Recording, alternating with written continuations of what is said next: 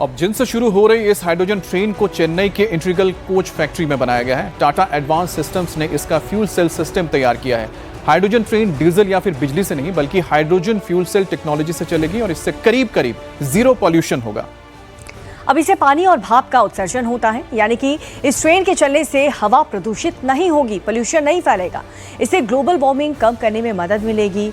Hydrogen train के साथ ही PM Modi आज हरियाणा को 14,700 करोड़ रुपए की विकास परियोजनाओं की सौगात देंगे। और पीएम मोदी के इस मेगा गिफ्ट से हरियाणा विकास की नई रफ्तार में दौड़ेगा और सबसे इसमें खास तोहफा है ये हाइड्रोजन से बना भारत का पहला ट्रेन। भारतीय रेलवे की तस्वीर बीते 70 सालों में कैसे बदली है, इस पे बात करने के लिए हमारे साथ कुछ सीनियर सिटीजन्स मौजूद हैं जिन्होंने रेलवे का सफर तब से किया होगा। सर, जब आप स्कूल में थे या फिर कॉलेज में थे, उसी टाइम से कितना बदला है? आपने तो भाप से चलने वाली ट्रेनें भी देखी, उसमें भी सफर किया है, सभी ट्रेनों में सफर किया है। हाइड्रोजन ट्रेन में पहली बार सफर कर रहे हैं। हाँ जी, ये हमारे सौभाग्य की बात है जी, जो मोदी साहब ने जींद जिले को वर्ल्ड में सबसे पहली ट्रेन और हाइड्रोजन प्लांट दिया और जिसका वर्ल्ड में सबसे ऊंचा नाम किया। अब रेल मंत्री अश्विनी वैष्णव ने हाइड्रोजन ट्रेन को स्वदेशी तकनीक का चमत्कार और भारतीय रेलवे को मॉडर्न बनाने की दिशा में एक बहुत बड़ा मील का पत्थर बताया है। बेसिकली कंप्लीट टेक्नोलॉजी को भारत में डेवलप करना, भारत के पास इसकी आईपी राइट्स होना, that's the most important part of it. IPR हमारे पास है, इसकी कंप्लीट सिस्टम डेवलपमेंट भारत का है और इसकी टेस्टिंग सर्टिफिकेशन वर्ल्ड की बेस्ट एजेंसीज से करवाया गया है। TUV स्यूड से इसका कंप्लीट सर्टिफिकेशन कराया गया है।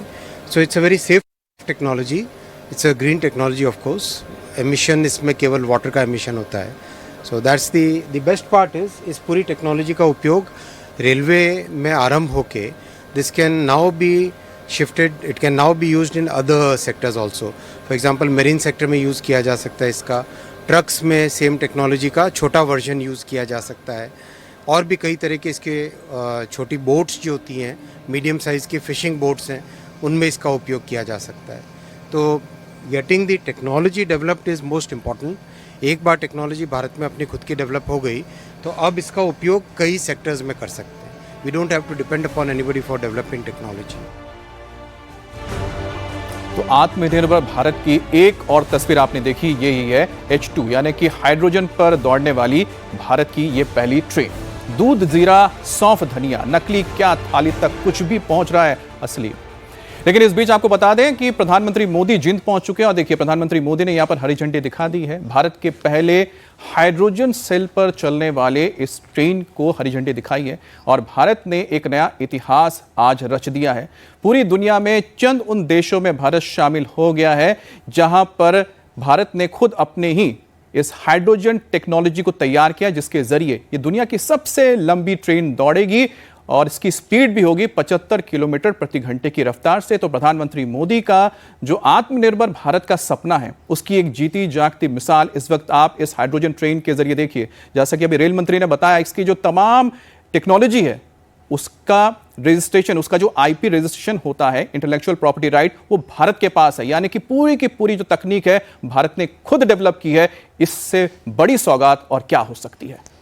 बिल्कुल, और प्रधानमंत्री नरेंद्र मोदी ने हरी झंडी दिखा करके इस ट्रेन को रवाना कर दिया है। और आज का दिन भारतीय रेलवे के लिए कितना ऐतिहासिक है, आप इन लोगों के चेहरे की मुस्कान को देखकर और हर भारतीय इस वक्त गर्व कर रहा होगा, क्योंकि अमेरिका, चाइना, जापान, जर्मनी के साथ साथ अब भारत के पास भी ये हाइड्रोजन ट्रेन मौजूद है। भारत में भी ये ट्रेन दौड़ेगी जो कि पर्यावरण के लिए काफ़ी ज़्यादा अच्छी है।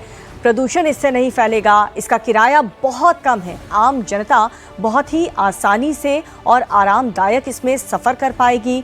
और देखिए कहाँ पर ये ट्रेन्स चलने वाली है वो भी हम आपको ग्राफिकली लगातार बता ही रहे हैं और कितनी लागत इसको बनाने में लगी है। और सबसे लंबी हाइड्रोजन ट्रेन भारत के पास अब बात आती किफ़ायती की, तो भारत ने 136 करोड़ में इस ट्रेन को तैयार किया है और चीन और अमेरिका जैसे देशों को करीब 1000 करोड़ से भी ज़्यादा खर्च करने की ज़रूरत पड़ रही है इस तरह के टेक्नोलॉजी को बनाने के लिए। तो समझिए कि भारत की जो टेक्नोलॉजी कहां और किस स्तर पर आज के वक्त पहुंच चुकी है और विजन है प्रधानमंत्री नरेंद्र मोदी का।